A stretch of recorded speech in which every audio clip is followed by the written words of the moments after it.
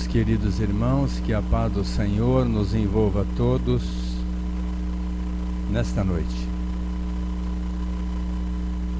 Etimologicamente, o Evangelho significa boa nova, ou seja, uma boa notícia. Então, depreendemos que Jesus veio nos trazer a boa notícia.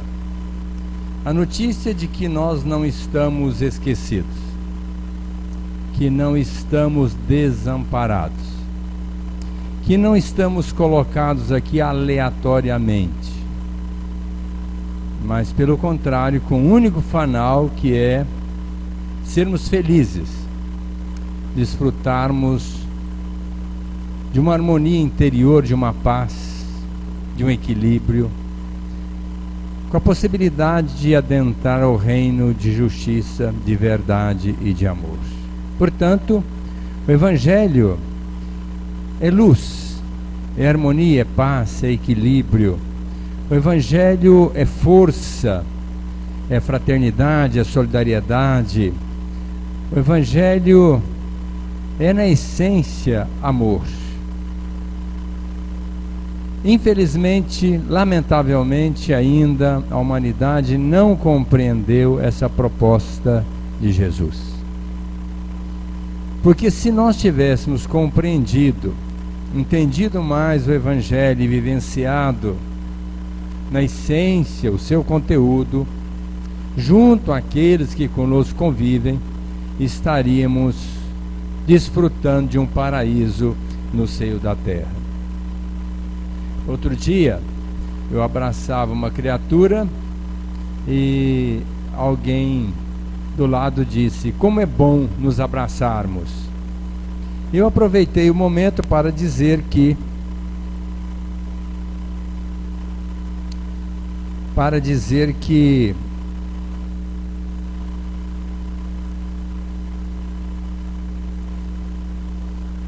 se nós entendêssemos que o abraço nos aproxima a tal ponto de não haver barreira nenhuma entre a gente, nós poderíamos dizer que já não havia mais razão para nós estarmos na Terra. Estaríamos nos abraçando em mundos elevados superiores. Mas infelizmente as pessoas ainda passam ao longe, não se abraçam, nem dentro de casa. Na grande maioria das vezes, as pessoas dentro do próprio lar estão afastadas. Que dirá no trabalho, na rua, onde quer que seja? Então a proposta do Evangelho é de nos trazer subsídios para que nós possamos construir o nosso espírito. E Jesus, que é o maior conhecedor dessa problemática, o psicólogo divino, o terapeuta de Deus, ele, o grande pedagogo, o educador por excelência, ele veio trazer para nós exatamente subsídios para que nós pudéssemos não só minimizar a nossa dor, como melhorar muito a nossa qualidade de vida. E, infelizmente, poucas são as pessoas que estudam verdadeiramente o Evangelho. Ouvem-no, escutam alguém falar dele, mas estudá-lo mesmo, poucas são as pessoas.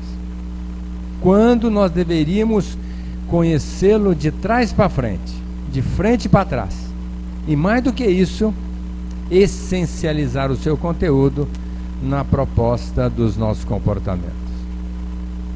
E Jesus, entendendo isto, então colocou para nós: vigiai e orai para não cairdes em tentação. E nós somos tentados todos os dias, por N maneiras, materialmente, psicológica, espiritualmente. Nós somos tentados todos os dias, todas as horas. Para não cairmos na tentação, nós precisamos usar muita vigília. E o que é vigília? É nós estarmos analisando o que nós pensamos, o que nós falamos e o que nós fazemos. Pensamento é vida, portanto nós deveríamos muito bem analisar o nosso pensamento. Quando nós pensamos, nós emitimos um fulcro energético, uma centelha vibratória que vai encontrar ressonância em algum lugar do fluido cósmico universal, que vai encontrar compatibilidade com o nosso pensamento. Se eu pensar uma coisa danosa, eu vou me filiar a muitos pensamentos danosos que vão se agregar ao meu e vão exercer influência sobre a minha mente. Se eu também comungar com um pensamento altruísta, atrairei pensamentos da mesma jaez e, por consequência, aumentarei muito aquela condição vibratória emanada do meu pensamento. Então é fundamental que nós usemos muito bem o nosso pensamento, porque ele encontra ressonância. Onde quer que estejamos, quando nós pensamos, nós estamos agregando a outros pensamentos. O pessimista, ele aumenta o seu pessimismo ao pensar de uma maneira negativa. O altruísta aumenta o seu positivismo ao se ligar a outros pensamentos na mesma faixa. Então nós precisamos ter muito cuidado com aquilo que nós estamos colocando na nossa mente. E como disse Jesus, o que faz mal para nós não é o que sai da boca. Ou melhor, não é o que entra pela boca, é o que sai. Porque o que sai da boca é o que expressa o nosso pensamento.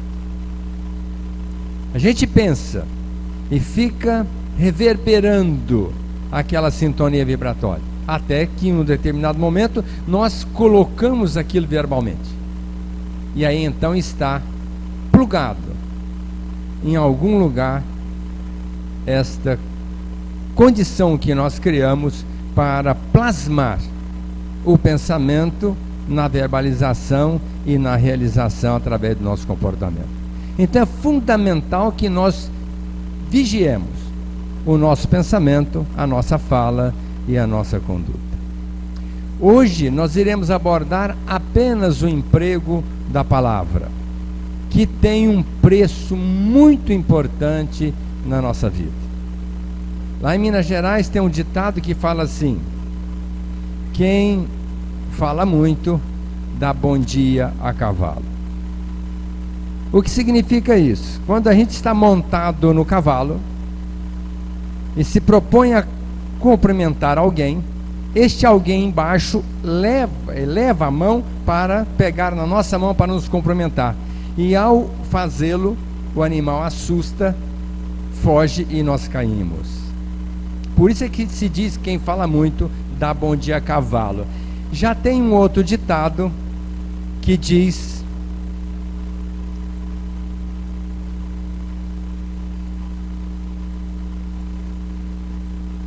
um provérbio antigo chinês que diz: somos escravos do que falamos e senhores do que calamos. Somos donos do silêncio e escravos da palavra.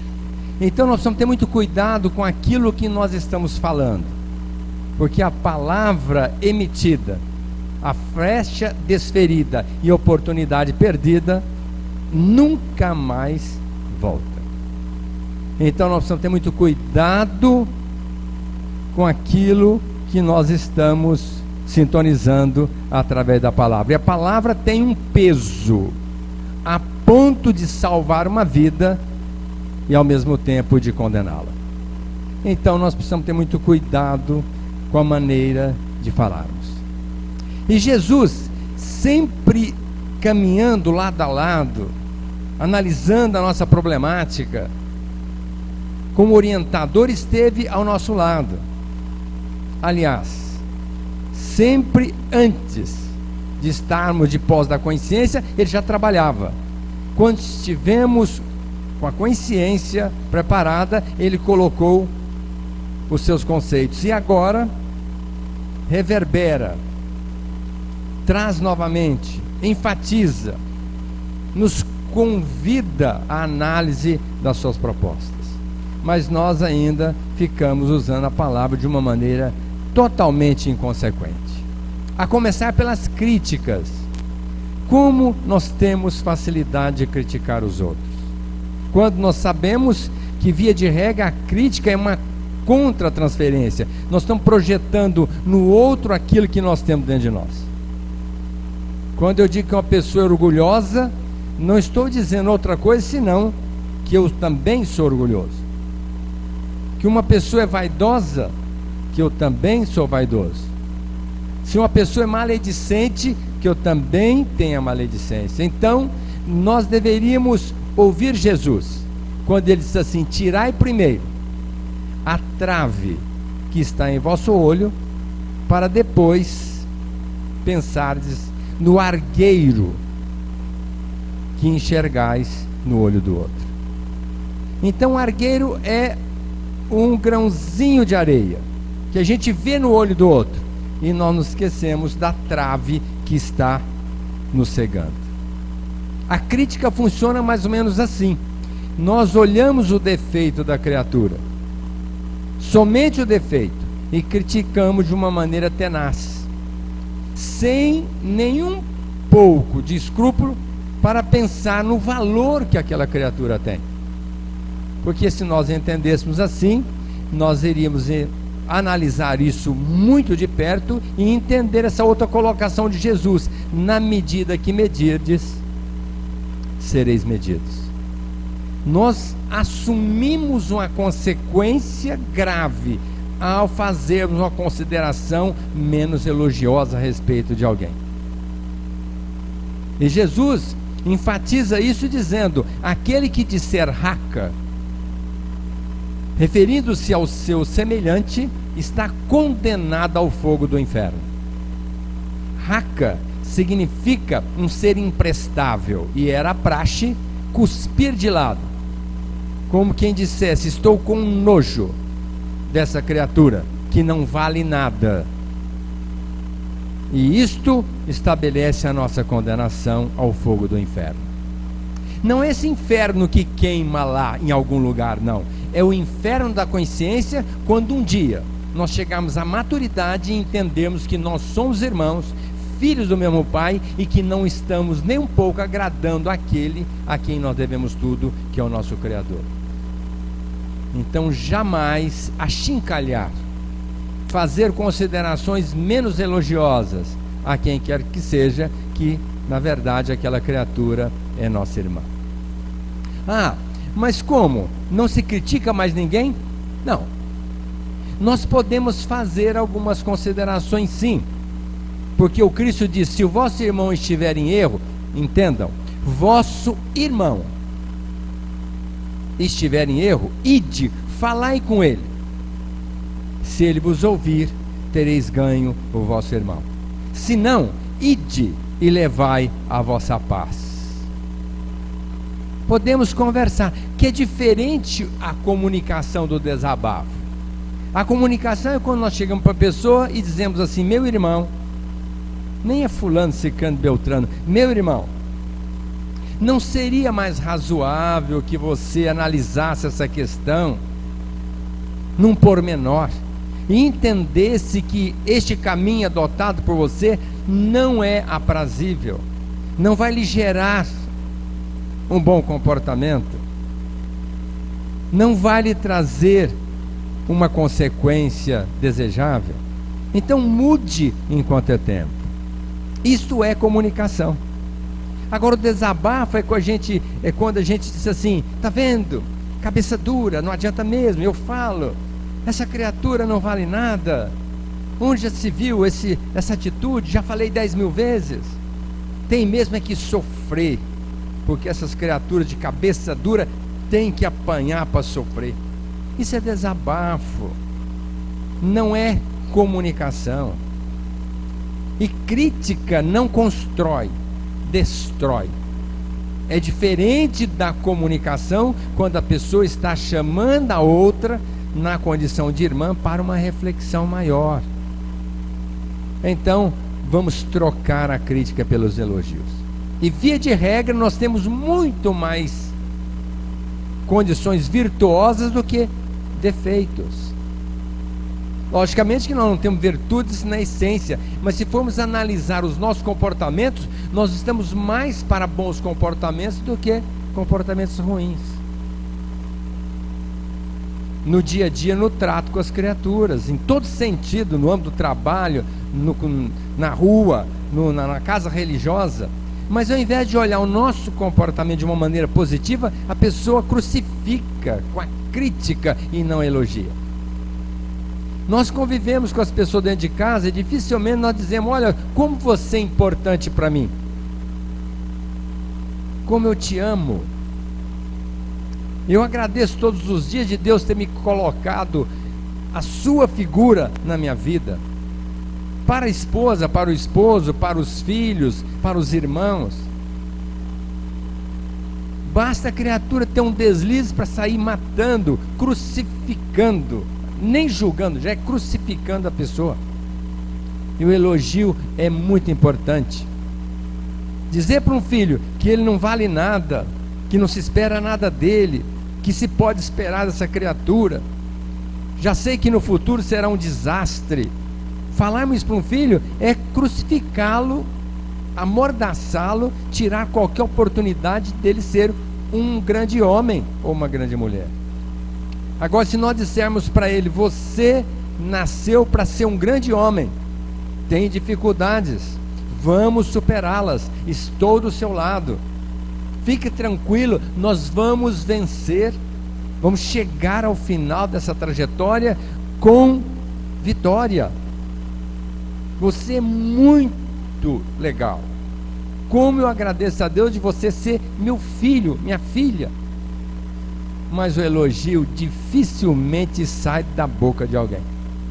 Mas basta um mínimo deslize para vir a crítica. E crítica a gente fala fácil, é na hora. Agora o elogio é difícil arrancar da nossa boca, em qualquer situação. Falar para o empregado que ele é ótimo é muito difícil. Falar que o patrão é ótimo é muito difícil. Falar que a criatura que está ao nosso lado é nossa irmã e, portanto, a gente a ama e a valoriza, a compreende, a respeita, e por isso ela é muito importante, nós também temos dificuldade. Então nós precisamos começar a trocar a crítica pelos elogios. Calúnias. Quantas vezes nós caluniamos os outros? Às vezes a pessoa nem fez nada daquilo e nós dizemos assim: fez isto, aquilo e aquilo outro, colocando a pessoa numa situação vexatória, difícil às vezes até para se explicar, quando a bem da verdade a pessoa não fez nada daquilo. Eu tenho uma amiga, mulher de um colega meu, que um dia atropelou um motoqueiro na saída de uma oficina. Ele saiu na frente de um carro, ela vinha passando pela rua e o atropelou. E ela o socorreu. Não aconteceu nada, uma raspadinha. Levou ao hospital, lhe deu atenção e foi embora. Passado um tempo, ela recebe uma notificação para comparecer no fórum. Estava sendo processado e ele exigia um ressarcimento pela contusão que ele recebeu. E ela disse: meu Deus, mas não fiz nada, não aconteceu nada. E ela comparece na santa inocência, frente ao juiz, sem nenhum advogado que pudesse lhe dizer do que poderia ser feito para inocentá-la. E então o juiz pergunta: onde está seu advogado? Disse: não tenho advogado. Mas a senhora sabe o que está acontecendo? Disse: não, eu sei que eu atropelei esse moço, mas não aconteceu nada, ele deu socorro e ele saiu bem, fomos no hospital. Mas não é isso que ele está dizendo. Ele está dizendo que a senhora o agrediu, o atropelou, não lhe deu socorro, ele está ainda sofrendo as consequências do desastre e, portanto, exige uma indenização. Seu doutor, mas não é nada disso. A senhora tem testemunha? não, eu não tenho. Pois então, ele tem. Está aqui uma testemunha que está afirmando exatamente isso que ele está reivindicando. Portanto, pague a ele uma quantia X. Olha, esta pessoa usou de uma inverdade, de uma colocação danosa, caluniando aquela mulher como sendo uma agressora, viu que lhe negou inclusive o atendimento quando ela o levou ao hospital e lhe deu toda a atenção. Mas isso é um aspecto da calúnia. Mas quantas vezes nós caluniamos por maldade, por ver o sucesso da outra, nós queremos denegrir a imagem dela, quando não conseguimos nos projetar, denegrimos a imagem, falando mal dessa pessoa, dizendo que ela fez alguma coisa negativa, expondo-a a um ridículo. E isto gera problemas graves para nós. O Cristo disse não levantar falso testemunho. Aliás, o Cristo enfatizou que veio ratificar a lei. E a lei, no 8º mandamento, coloca não levantar falsos testemunhos. E é exatamente o que esse moço, na condição de uma testemunha falsa, foi incriminar a minha amiga. Então nós temos que ter muito cuidado com os falsos testemunhos. E o que faz mal é o que sai pela boca, lógico, porque o que eu falo é o que vai dizer do momento que eu estou vivendo. Quando eu falo uma coisa boa, logicamente que isso vai me colocar numa situação muito legal. Mas quando eu falo uma coisa muito grave, isso vai gerar consequências danosas no porvir. E ao falar de verdade, longe da calúnia, nós precisamos colocar 3 crivos. Porque tem gente que gosta de falar a verdade. Mas será que a verdade é o que deve ser dito? Muitas das vezes é melhor mentir. Um dia perguntar para Jesus, a gente pode mentir? Você pode e deve. Jesus. E ele conta uma história de uma mulher que ficou viúva, com muitos filhos, uma pobreza imensa. Então, ele, contando a história, diz que aquela mulher, para tranquilizar os filhos, disse assim: o seu pai, ao falecer, deixou para nós um tesouro, que está aqui bem guardado nessa caixinha. Se um dia nós precisarmos, nós vamos lançar mão dele e vamos estar muito bem aquinhoados. Então, fiquem tranquilos que nada de mal vai acontecer para nós. Mas vamos trabalhar. E aquelas crianças foram trabalhar, esperando um dia verificar o que estava naquela caixinha como tesouro deixado pelo pai. O tempo se passou, eles cresceram, se arregimentaram de forças, se equilibraram, e no final da vida daquela mãe, o filho mais velho resolveu abordá-la para que aquele tesouro não ficasse no ostracismo. Então disse: mãe, a senhora, num certo dia, nos disse que o nosso pai havia deixado um tesouro. Ah, meu filho, que bom que você falou, eu nem me lembrava disso mais. Pois então, mãe, mas eu nunca me esqueci. Agora nós nem precisamos, porque estamos bem, mas seria bom que a senhora nos mostrasse esse tesouro, para a gente dividir entre a gente com uma herança deixada pelo nosso pai. E a mãe disse: tudo bem, então vamos buscar a caixa. Trouxe a caixa à frente dos filhos, todos reunidos, geralmente num domingo na casa da mãe, né? Porque se é uma coisa que todo mundo faz, é no domingo ir para a casa da mãe, né? Almoçar de graça, sentar pachorrentamente, né? Desfrutar de todos os deleites, as delícias que a mãe propõe. Estavam ali todos os filhos e a mãe traz a caixinha e abre. Para surpresa, não tinha nada. Decepção por conta daquele filho que esperava encontrar ali um tesouro. Mãe, a senhora mentiu para nós. Não, meu filho, eu não menti. Eu apenas usei de um recurso que era para levantar o moral de vocês. Porque imaginem vocês, se eu dissesse que nós estaríamos numa penúria, numa situação dramática, e que estaríamos sofrendo por conta disso consequências futuras, como é que vocês iriam se encontrar? Então eu achei por bem fazer aquela colocação para que vocês se colocassem com esmero, com denodo, com coragem para enfrentar a vida.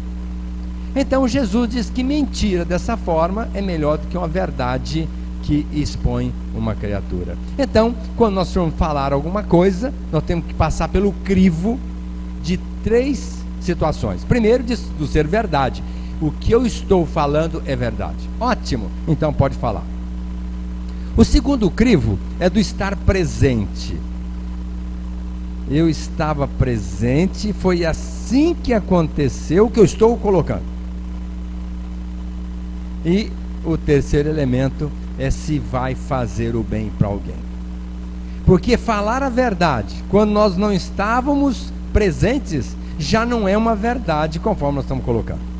E se nós trouxermos lá a baila e ela não trouxer benefício para alguém, nós estamos gerando problema para o outro e para nós. Então, tenhamos um pouco mais de cuidado com as verdades que nós achamos que devemos colocar. Quantas palavras são usadas para discórdia? Tem gente que tem a facilidade para disseminar uma pólvora no meio da comunidade, com um palitinho de fósforo na pontinha de um pavio, para incendiar a coletividade inteira. Poucas são as pessoas que usam da pacificação, de trazer um clima ameno.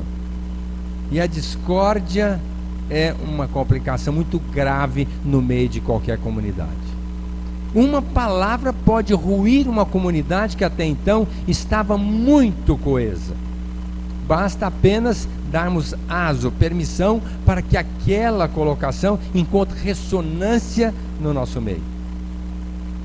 Por isso é que Jesus colocou: reconciliai com o vosso adversário, enquanto estais a caminho com ele, senão sereis entregue ao juiz, ao oficial de justiça, e pagareis até o último ceitil. Não temos que criar discórdia entre as pessoas, e muito menos entre nós e os outros. Vamos criar união. Nós somos irmãos, temos que agir fraternalmente, olhar o outro como uma criatura que precisa de nós, como também nós precisamos do outro. Ninguém é autossuficiente, todos nós interdependemos, dentro do lar, no trabalho, na comunidade, na casa religiosa, nós todos dependemos uns dos outros. E por isso nós devemos ter um cuidado muito grande ao falar alguma coisa no seio daquela comunidade. E Jesus colocou: bem-aventurados os pacificadores, porque eles serão chamados filhos de Deus. Por que somente os pacificadores são chamados filhos de Deus? Porque quando nós pacificamos, nós entendemos que do outro lado tem um irmão. Se ele é meu irmão, eu entendo que somos filhos de Deus.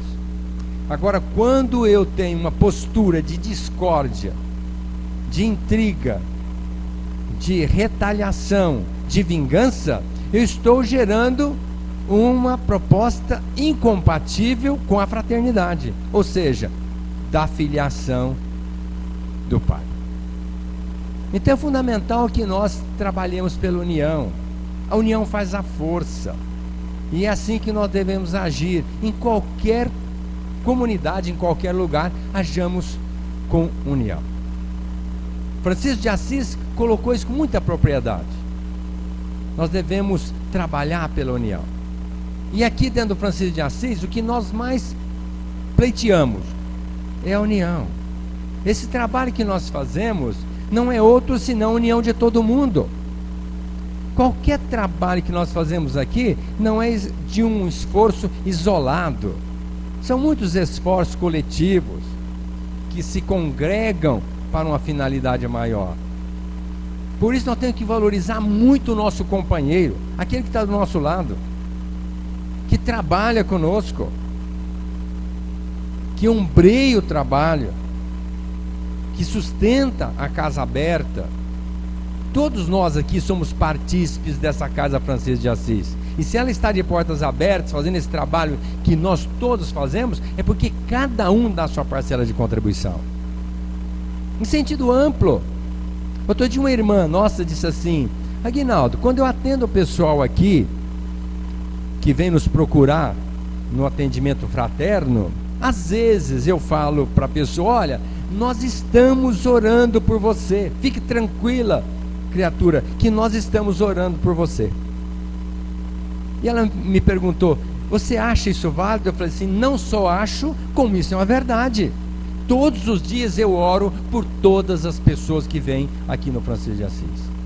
E quero crer que todos nós, ou quase todos nós, oramos por todas as criaturas que estão vinculadas a nós. Então orar pelos assistidos da nossa casa é um simples dever. Orar por aqueles que estão em sofrimento, em dificuldade, é uma atitude fraterna. Isto é estar participando do trabalho, porque a oração é a segunda força do universo. Então, quando nós oramos, nós nos unimos na força da mentalização e conseguimos coisas fantásticas. Quantas pessoas vêm aqui e que depois de algum tempo voltam para dizer: mas como eu melhorei? Por que melhorou? Por N razões, dentre elas a nossa vibração. Então nós devemos orar sim por todas as criaturas que vêm aqui na nossa casa, principalmente as doentes, mais doentes do que nós, uma vez que nós todos somos doentes. Nós todos somos doentes, cada um tem uma problemática. Um dia uma amiga minha falou assim, fazendo um comentário desairoso a respeito de uma pessoa: eu não sei nem o que ela está fazendo lá, porque é uma pessoa muito errada. Eu falei: pois então, ela está no lugar certo. Nós somos criaturas falidas e falíveis, estamos buscando o acerto. E onde é que nós vamos buscar? No boteco? No clube? Lá fora não, é dentro de uma casa religiosa, buscando essas verdades, essas propostas divinas, crísticas para a nossa melhoria interior. Então vamos trabalhar nesta unificação. Blasfêmias. Quantas vezes nós blasfemamos contra Deus? Basta alguma coisa acontecer que não nos agrada para dizer: meu Deus, o que o Senhor está fazendo? Olha que absurdo, nós questionarmos o Criador. Deus não erra. Tudo aquilo que acontece conosco, que é que nós tenhamos que questionar, é a nós mesmos. Por que eu estou passando por isso? Perguntar para nós. E outro dia um orador falava aqui que não devemos perguntar por quê, para quê, não é? Para que eu estou passando por isso? Qual é a finalidade disso? Uma vez que o porquê nós não sabemos, mas Deus sabe e está certo. E nós blasfemamos. Blasfemamos porque tem um país conduzido de uma forma X. Blasfemamos porque a situação está caótica. Blasfemamos porque alguém nos assalta. Blasfemamos porque alguém nos agride, quando nós deveríamos entender que estamos de posse daquilo que nós construímos. Nós somos hoje o reflexo do nosso passado e seremos amanhã o reflexo do nosso hoje. Então, o que nós temos que fazer? Se nós formos estudar o Evangelho segundo o Espiritismo, no capítulo das preces, um mentor amigo disse assim: nós podemos pedir tudo para Deus, menos que alivie as nossas provas. E o que a gente mais faz é: oh meu Deus, afasta de mim essa dificuldade. Não é assim que nós falamos? Ele diz que a gente deve pedir para Deus força, coragem, ânimo, discernimento, para lutarmos, para aprendermos, para suplantarmos aquela dificuldade que é importante para o nosso crescimento, mas não pedir para afastar a prova ou até mesmo a expiação. Mas ao invés de a gente pedir força, que a gente pede para que Deus tire esse problema da minha vida. Se tirar o problema, tira também a solução, porque junto do problema está sempre a solução. Então nas nossas preces nós vamos mudar o esquema. Ao invés de ficar reclamando, nós vamos pedir a Deus que nos dê o entendimento, a força, a coragem, o ânimo, para que possamos superar aquele programa que nós mesmos fizemos parte dele antes de reencarnarmos. Cada um está no lugar certo, com a pessoa certa, para uma finalidade certa, com o propósito de crescer espiritualmente. Então, blasfemar, por quê? Seria uma incongruência nós questionarmos Deus, que é perfeito, está tudo certo, não temos que questionar o que está acontecendo. Está acontecendo o que nós criamos, o que nós plasmamos, o que nós construímos. E se nós quisermos melhorar, nós temos que nos melhorar interiormente. Na medida que cada um se melhorar, melhora-se a comunidade, melhora-se o planeta, melhora-se o universo. Mas nós sempre estamos responsabilizando os outros. Se nós estamos nessa desdita, é por conta do fulano, ciclano, beltrano ou de uma coletividade. Mas, a bem da verdade, segundo Jesus, a semeadura é livre, a colheita é certa, a cada um de acordo com as suas obras. Então nós estamos sofrendo as consequências das nossas obras. Se nós merecêssemos um mundo melhor, nós estaríamos em Júpiter, um planeta mais evoluído que o nosso. Se nós merecêssemos um parente melhor, nós teríamos nascido no lar do vizinho. Mas aquela criatura que está conosco é aquela que nós precisamos para evoluirmos espiritualmente. Jesus, referindo-se a essa blasfêmia, ele colocou: Senhor, seja feita a sua vontade, assim na terra como no céu. Dizem que num determinado momento ele pediu: Senhor, afasta de mim esse cálice. Eu questiono um pouco essa colocação, mas vamos imaginar que está no Evangelho, pode até ser que Jesus, numa condição humanizada, ele tenha percebido a gravidade da situação que ele iria enfrentar e pediu a Deus que afastasse naquele momento de fraqueza, se é que pudesse acontecer isso. Eu ainda continuo questionando, mas logo em seguida ele refletiu e disse assim: Senhor, não faça a minha vontade, mas a sua. E foi para a crucificação. Agora basta alguma coisinha acontecer para dizer: meu Deus, esquecer de que de manhã nós oramos o Pai Nosso. Senhor, seja feita a sua vontade, assim na terra como no céu. Mas aconteceu alguma coisa que não nos agrada, para a gente já de imediato dizer: Senhor, por favor, isso não. Quer dizer, já mudou tudo, voltou atrás, já deixou de sustentar aquela proposta. E então Jesus está aqui para corroborar isso, que cumpra a sua vontade e não a minha. E a palavra tem um peso muito grande. Qualquer momento nós podemos fazer coisas maravilhosas e ao mesmo tempo coisas terríveis. Por isso nós precisamos estar de posse da verdade, exarada pelo Evangelho e pela doutrina espírita. Tivemos uma reunião sábado agora para conversarmos sobre o atendimento fraterno. E uma das coisas que foram, dentre as que foram colocadas, uma coisa muito forte que foi dita pelos circunstantes, é que nós devemos só falar aquilo que estiver dentro do Evangelho e da doutrina espírita. E de uma certa forma, com muito cuidado, porque às vezes a gente coloca uma verdade no momento inapropriado, complicando a vida das pessoas. Por isso que a gente tem 2 ouvidos e uma boca. A gente deve ouvir mais e falar menos. E as grandes almas sempre procuram falar menos, ouvir mais, prestar mais atenção. E quando falar com acerto. Porque a gente às vezes se permite ainda falar tantas absurdidades, coisas negativas, como por exemplo: para mim nada dá certo, eu sou infeliz, aliás o meu karma, quando na verdade a gente sabe que o karma é só 20%, 80% somos nós que criamos o problema.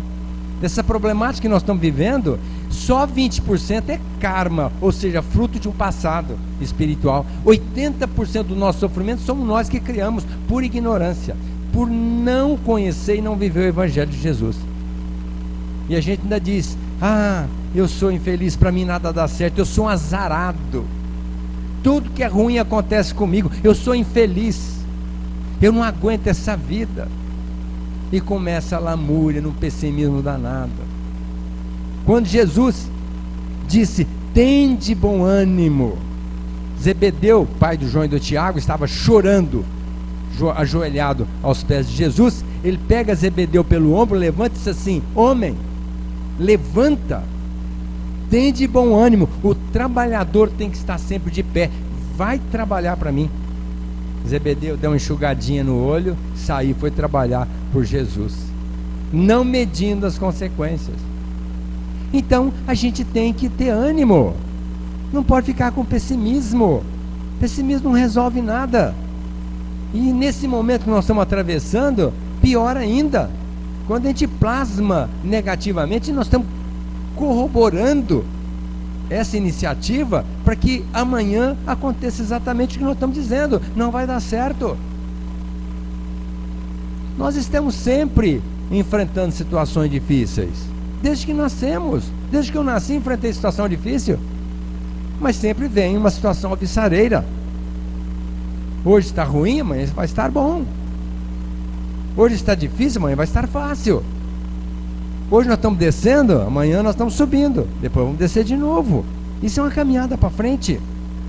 Agora, entendendo que atrás ou à frente de tudo isso tem o Criador, que não nos desampara, não nos esquece, que nos compreende, que sabe aquilo que nós temos dentro da gente. Então nossa preocupação não é com o sistema, nós temos que preocupar conosco. O que é que nós estamos fazendo? O Chico fala: quem vive retamente, Deus provê. O Cristo disse isso de uma maneira mais empolada: procura o reino de Deus e sua justiça, e tudo é dado por acréscimo da misericórdia do Pai. Então não tem que ficar preocupado com o que vai acontecer.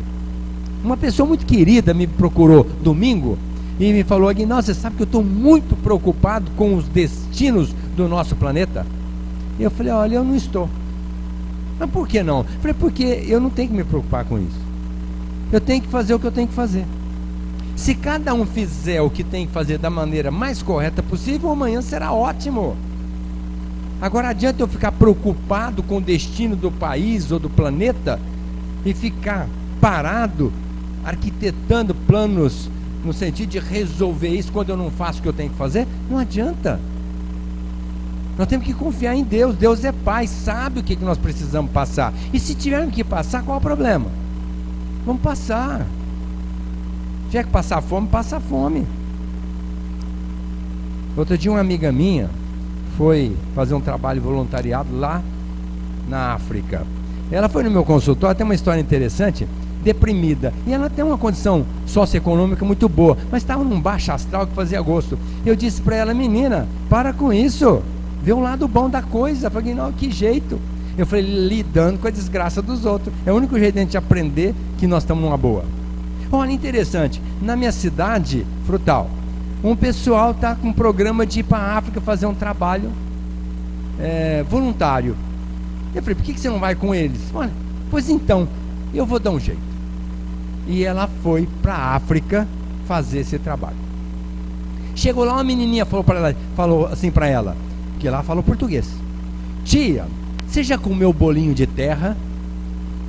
Ela disse: minha filha, como assim? Ó, é assim, tia.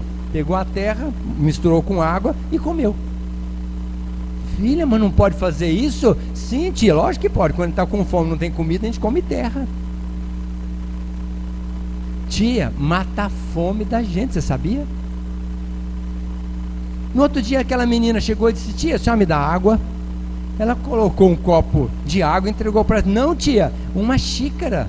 Por que uma xícara? Não, porque aqui não tem água, a gente só toma uma xícara de água, tia. Não pode tomar um copo. Aí é que eu vi a gravidade da situação. Lá na África, hoje, crianças estão comendo terra e tomando uma xícara de água. E nós aqui reclamando. Reclamar de quê? Reclamar de quê? Não tem que reclamar de mais nada. Ser otimista, vamos trabalhar, vamos fazer a nossa parte, vamos ajudar os outros. Se tem gente que precisa, vamos ajudar. Se nós precisamos, vamos buscar ajuda. Nós somos irmãos, temos que nos ajudar uns aos outros, mas com otimismo. Agora todo mundo fica, esse mundo não tem mais jeito. Eu acho que não tem. Com esse pessimismo não tem mesmo. Se cada um falar isso, o que vai acontecer? Desmorona tudo em cima da gente. Mas se cada um levantar a mão e sustentar o mundo fica de pé. E nós espíritas não podemos compactuar com essa ideia pessimista, principalmente no momento que nós estamos vivendo. Vamos ser otimistas. Vamos orar pela paz mundial. Nós temos que ter certeza, fé, convicção de que a nossa prece tem peso. Vamos orar pela paz mundial. Não sei se vai resolver, mas não estou preocupado com isso também. Eu estou consciente que eu devo fazer isso. Agora, o que vai acontecer, Deus sabe, Ele que cuida. Vamos lutar, vamos fazer a nossa parte. É a história do passarinhozinho que jogou a gotinha, né? Não vai acabar com o incêndio, mas a gotinha minha eu estou colocando aqui. Vamos fazer a nossa parte. Jesus colocou: aquele que vier após mim jamais terá sede, jamais terá fome. Vamos acreditar em Jesus, vamos fazer o que Ele disse para fazer. Pronto, chega, é o que nós temos que fazer. Agora, não acreditar nele é complicado. Não acreditar em Jesus é complicado. A palestra do nosso Vanir, terça passada, foi maravilhosa exatamente por isso. Ele disse que nós temos que acreditar em Jesus. Jesus veio para dizer que nós podemos, e podemos muito. Então vamos fazer a nossa parte, com ânimo. Quando alguém convidar-te a caminhar uma milha, caminhes 2. Não é parar no tempo. Tem gente que se mata, parou no meio do caminho. Suicídio não tem espaço, nunca teve e não vai ter. Embora a gente veja que todo mundo está preocupado com o suicídio. A pessoa enfrenta uma dificuldadezinha, vou morrer, vou me matar. Não morre. Vai para o plano espiritual, mas não morre, não encerra a vida continua, não resolve o problema continua. Morrer não resolve. Nós temos que continuar vivos, enfrentando o problema, e se tivermos dificuldade, vamos buscar ajuda. O Chico fala, quando tiver um problema, primeira coisa, faz uma oração. Se não resolveu, procura a casa religiosa. Aqui nós temos o capricho, tivemos, graças a Deus, essa cambadinha que está aqui, ó, todo mundo comungou com a nossa ideia, todo mundo trabalha para estar aqui no nosso plantão, de 8 às 11, das 2 às 5 da tarde, para atender as pessoas que vêm aqui, que precisa naquele momento, porque tem muitas casas religiosas que, eu tenho que falar com alguém, mas quando? Domingo que vem. Até lá já se matou faz tempo. Mas aqui não, o Francisco de Assis está aberto todos os dias, de segunda a sexta, sábado de manhã e domingo de manhã também estamos aqui. Só não sábado e domingo à tarde, para dar folga para o Zezinho e para a Rose. Coitado, trabalha aqui a semana inteira, dia e noite, nada mais justo que sábado e domingo à tarde e à noite descansarem. Então por isso não tem o trabalho, mas toda semana tem o trabalho para atender quem precisar. Então o Chico diz, se orou e não resolveu, procura a casa religiosa. E se não resolveu, procura o médico, porque o médico há de fazer um remédio, botar o neguinho para dormir, dar um tempo para ele pensar e ajudá-lo a refazer a mente. Mas não se esmorecer, não se deixar abater, nunca nem pensar em suicídio. Que dirá falar e muito menos fazer. Tenhamos bom ânimo, aquele que perseverar até o fim será salvo. Fim não é de tempo, não, é de uma finalidade. Porque não tem tempo, não tem fim. Tempo é hoje, amanhã, depois, nunca vai ter fim. O tempo é um, ontem, hoje, amanhã é único. Então não existe fim de tempo, existe fim de uma finalidade. A nossa proposta não foi reencarnar? Foi. Quanto tempo nós temos que viver aqui? Eu quero viver 100 anos.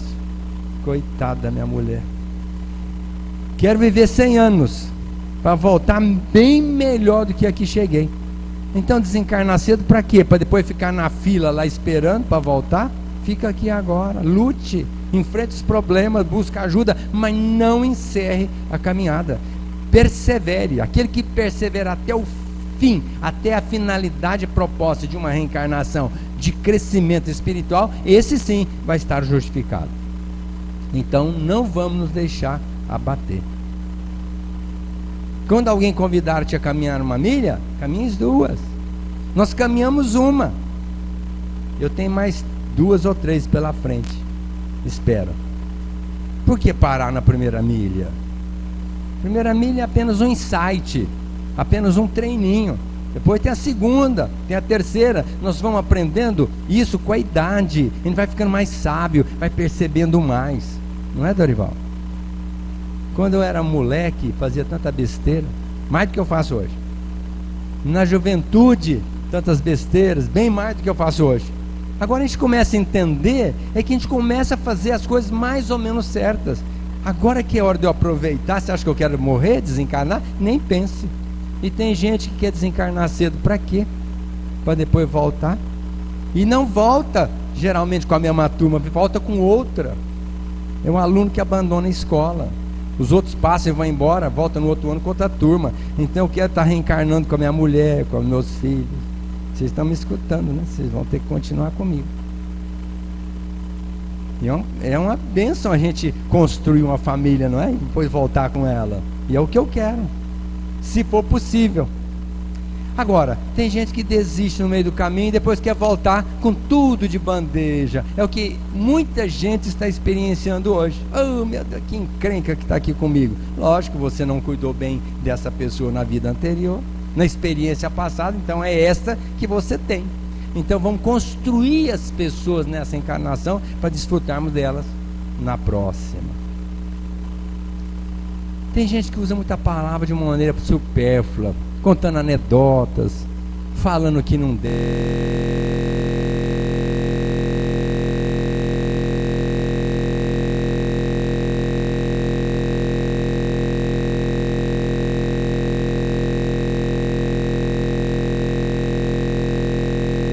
levar notícia ruim para dentro de casa.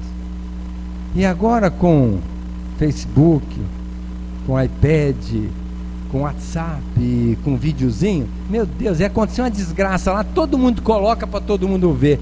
Olha, tudo bem, isso é uma condição insana, penso eu.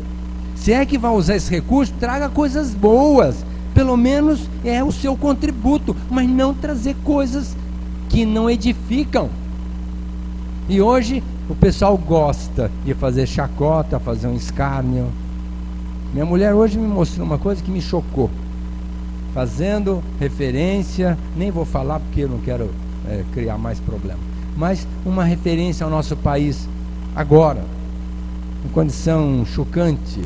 Ninguém é capaz de ver que o Brasil é o melhor país do mundo, ainda vai ser berço para muita gente que vai se danar lá fora. Mas só que ao invés de valorizar o nosso país, eles estão criticando, estão denegrindo.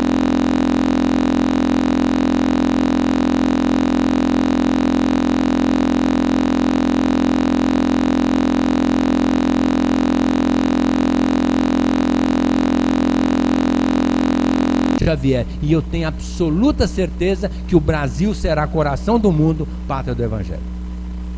Basta vivermos muito tempo para percebermos isso, ainda nessa encarnação, se não for possível, que seja numa outra, mas é uma verdade.